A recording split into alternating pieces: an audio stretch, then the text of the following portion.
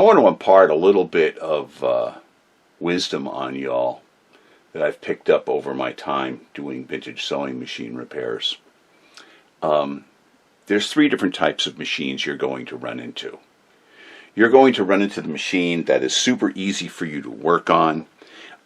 It's going to practically repair itself. You're going to be super comfortable with it, and it's going to be one of those situations where it's like an old shoe. Every time you work on one of those machines, it's just going to basically fall apart on your bench, and as if by magic, you're going to have it back together again in no time and adjusted perfectly, and it's going to stitch like a dream. And those machines are fun. Yeah, you might not learn anything new when you're doing them, but they're satisfying enough. Then the second type of machine you're going to run into is the machine that challenges you. It makes you actually go forth and find reference materials and manuals and figure out, how to diagnose the issue, and it's going to challenge you. And those are great because we learn while we're working on those. We actually gain new knowledge, and at the end of the day, you can sit back with a smile on your face and say, yeah, I fixed that thing and I learned something today. And then you're going to run into the machine that's a real pain in the posterior region. One that's an inflamed hemorrhoidal tissue, one that you just want to coat with Preparation H and watch it shrink up and go away. That's the kind of machine that really is going to infuriate you. Now, say the machine happened to have a problem. It doesn't matter what the problem was. There's a problem. And you, let's for argument's sake, put hours and hours and hours of work into that machine. You take parts off, you put parts on, you replace parts, you put parts back. You do everything you can think of. You go through every piece of reference material you have trying to diagnose, well, you know what the problem is, but following steps to solve the issue. And it really doesn't matter what the issue is. Regardless, it's going on.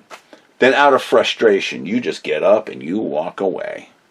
You come back a few minutes later, hour later, doesn't matter. You might have even just gone to get a cup of coffee. And then you sit down at the machine and you try it out, and all of a sudden, bam! Everything, once again, is perfect. It's like you fixed it right the first time, and everything is well with the world. And you look at yourself and you go, what the hell did I do? And you've got no clue whatsoever what you did to fix that machine. So what do? You dive in there and you just start sewing and sewing and sewing, and you try to make it fail again, but no matter how hard you try, it continues to work perfectly, like it just came out of the factory. All right, what do? Do you take it apart and try to fix it, try to find out what was wrong with it and what you did to fix it? Hell no.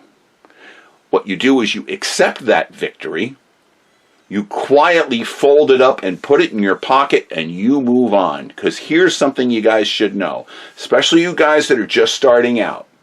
You cannot diagnose what the problem was by looking at a machine that you've already fixed. Doesn't happen. So just accept that little victory, move on, because guess what? You're going to run into other problems again in the future. They're going to come back, and it's going to bite you in the butt. And taking apart a machine that's working perfectly and trying to figure out what you did to make it work, that's a fool's errand. You're not going to go anywhere with that. So, anyway, that's what I've got for you. Thanks so much for watching and letting me rant. See you on the next one.